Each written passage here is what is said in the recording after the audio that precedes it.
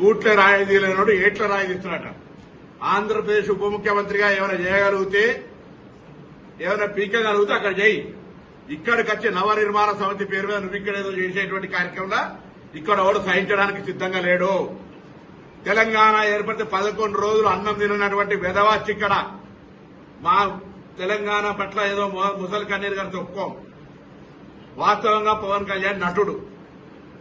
అది విలన్ వేషమైనా, గుండా వేషమైనా, హీరో వేషమైనా, రౌడీజమైనా, ప్రేమించే విషయమైనా, ఎంతమందిని నిజ జీవితమా సినిమా జీవితమా ఎన్ని చేసినా దట్ ఈస్ యువర్ ఇండివిజువల్.